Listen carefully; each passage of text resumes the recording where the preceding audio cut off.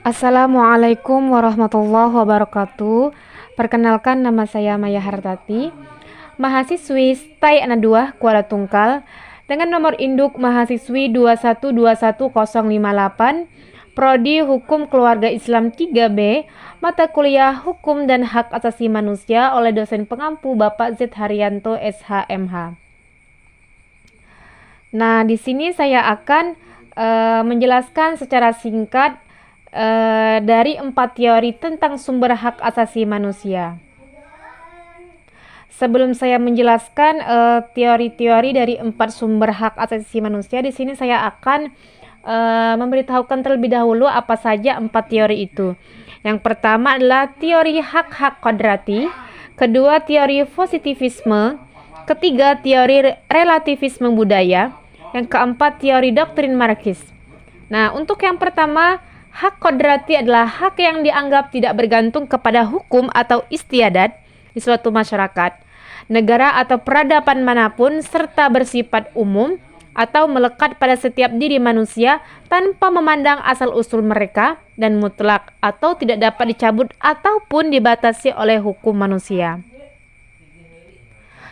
Yang kedua, teori positivisme adalah teori yang berpandangan bahwa karena hak harus tertuang dalam hukum yang real, maka dipandang sebagai hak melalui adanya jaminan konstitusi.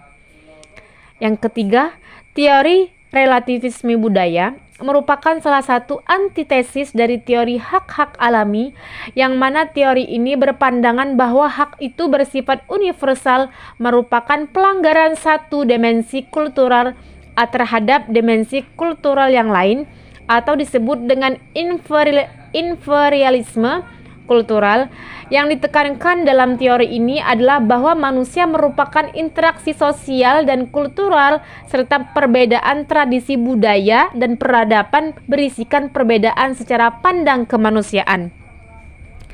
Nah, untuk yang keempat adalah doktrin Marxis adalah menolak teori hak-hak alami karena negara atau kolektivitas adalah sumber seluruh hak. Akan tetapi kecaman dan penolakan dari kalangan utilitarian dan positivisme tersebut tidak membuat teori hak-hak kodrati dilupakan. Nah, untuk selanjutnya di sini saya akan menjelaskan tentang hak asasi manusia dalam hukum nasional Indonesia.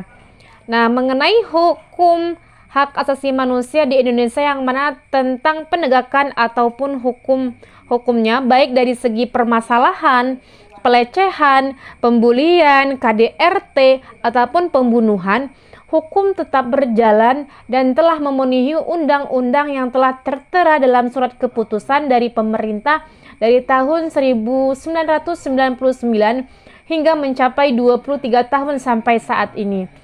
Dan dapat saya ambil sebuah contoh ya tentang hak asasi manusia yang saat ini lagi booming-boomingnya, yaitu adalah masalah KDRT.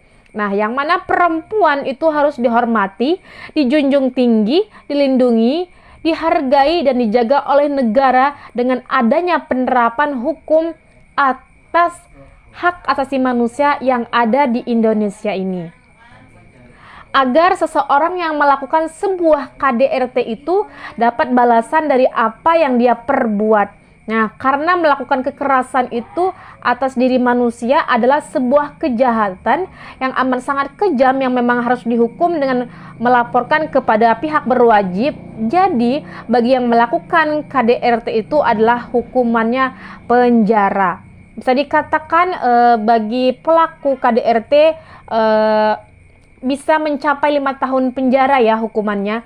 Akan tetapi bagaimana hukum itu akan berjalan jika dari pihak pelapornya saja mencabut tuntutannya dan mengambil jalan perdamaian. Jadi jangan menyalahkan karena hukum apabila tidak menindaklanjuti masalah KDRT. Karena sudah saya jelaskan tadi ya, bahwa dari pihak pelapornya mengambil jalan perdamaian dan sudah memaafkan atas perbuatan dari pelaku yang melakukan KDRT tadi. Oke, selanjutnya penegakan hukum hak asasi manusia di Indonesia. yang mana kita ketahui bahwa hak asasi manusia telah ada sejak disahkannya Pancasila sebagai dasar pedoman negara Indonesia.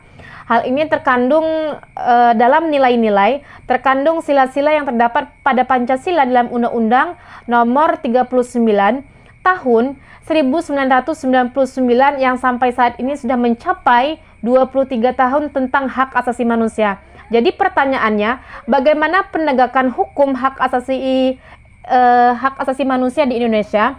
Dapat kita lihat dalam kehidupan saat ini yang penuh realita dari segi masalah pembunuhan berencana, yang seperti kasus kopi sianida yang beritanya sudah beberapa tahun lalu ya, yang mana si pelaku sudah ketahuan memasukkan sianida di dalam kopi temannya sendiri. Yang jelas sudah dinyatakan bersalah, tetapi kenapa hukumannya hanya 20 tahun saja? Jika si pelaku memang benar-benar memasukkan sianida, maka yaitu namanya pembunuhan berencana dan hukumannya bisa dikatakan seumur hidup. Tetapi kenyataannya yang kita inginkan malah sebaliknya. Jadi ada apa dari penegak hukum di negara kita ini? Jadi ini namanya keadilan belum sepenuhnya dijalankan. Dari pihak keluarga saja, dari pihak keluarga korban saja jelas akan merasa kecewa atas keputusan hakim yang hanya menyatakan atau menjatuhkan hukumannya hanya 20 tahun penjara saja. Bukan hanya dari permasalahan ini saja, tapi dari permasalahan-permasalahan lain saja yang lainnya seperti itu ya. Penegakan hukum di Indonesia belum sepenuhnya adil kalau menurut saya pribadi begitu.